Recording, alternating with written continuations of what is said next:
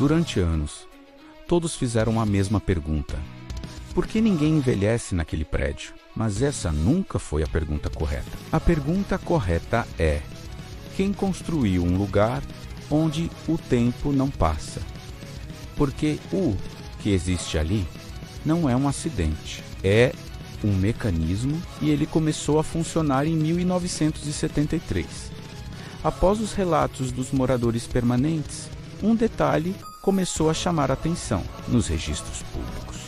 O terreno do edifício Aurora não pertencia originalmente a uma construtora comum. Ele estava ligado a uma empresa chamada Instituto Cronoser de Pesquisas Temporais, empresa oficialmente dissolvida em 1982, sem site, sem responsáveis vivos, sem explicações, mas um nome aparecia repetidamente nos documentos: Dr.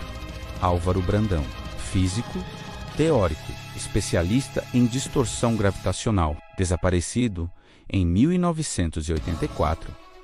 Documentos recuperados mostram que o prédio não foi construído apenas como residencial. Ele foi projetado com um núcleo estrutural incomum no subsolo. Uma sala circular, isolada, revestida com material experimental, chamado nos relatórios de Câmara de Estabilidade Temporal. O objetivo: criar um ambiente onde o tempo pudesse ser desacelerado. Não parar, apenas desacelerar. Mas algo deu errado. Em 1983, moradores começaram a relatar pequenos lapsos, relógios atrasando, dias que pareciam mais curtos, sensação de repetição, e então ocorreu o primeiro incidente oficial. Um morador tentou se mudar. Ao atravessar a porta do prédio, desmaiou. Foi levado ao hospital. Os médicos registraram algo impossível. Seu corpo apresentava envelhecimento acelerado, equivalente a 22 anos, em apenas algumas horas fora do prédio. Os documentos indicam que o núcleo do subsolo nunca foi desligado. Ele se tornou autossustentável. Como o relatório final do Dr. Álvaro descreve algo perturbador: o campo se estabiliza melhor com presença biológica. Em termos simples, o prédio precisava de pessoas para manter o efeito ativo. O campo temporal desacelerava o envelhecimento interno, mas acumulava o tempo. E quando alguém saía, o corpo tentava compensar, liberando todo o tempo acumulado de uma vez. Um antigo funcionário da construção, já idoso, revelou algo antes de morrer: eles nunca desligaram a máquina. Segundo ele, havia um elevador secundário escondido atrás da casa de máquinas. Acesso direto ao subsolo interditado. Ninguém deveria descer lá, porque o que alimenta o prédio está lá embaixo. Naquela mesma semana, um grupo decidiu retornar ao prédio, mas desta vez com um objetivo claro: encontrar o subsolo. Eles localizaram a antiga casa de máquinas. Atrás de uma parede falsa, encontraram a porta metálica do elevador secundário, sem botão externo, mas ainda funcionando. Quando as portas se abriram, não havia números, apenas uma inscrição metálica: núcleo. O elevador desceu lentamente. O ar ficou pesado, mais frio, como se o próprio tempo estivesse comprimido ali.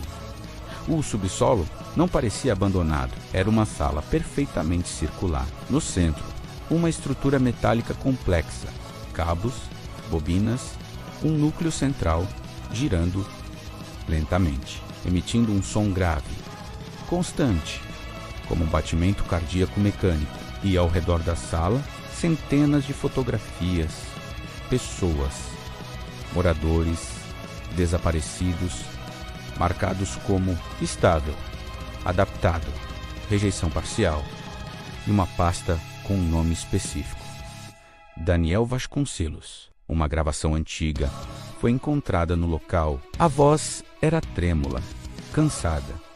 O campo não pode ser desligado sem colapso estrutural. Ele criou um ponto fixo.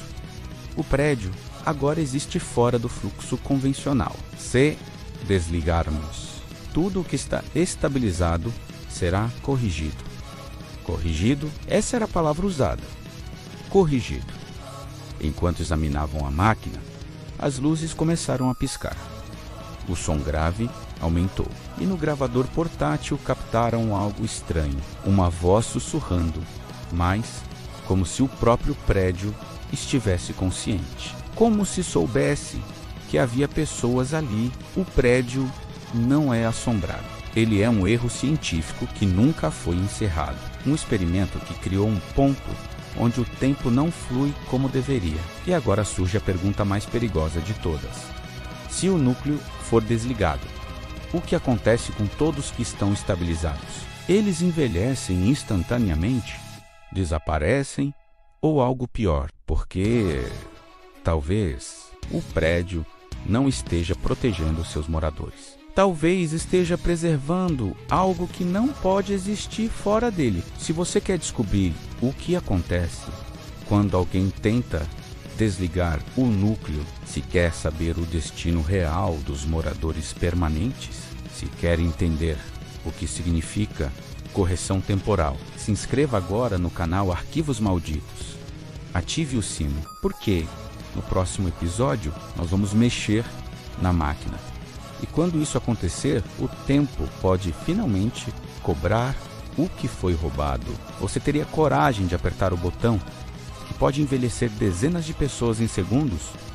Ou deixaria o prédio continuar funcionando?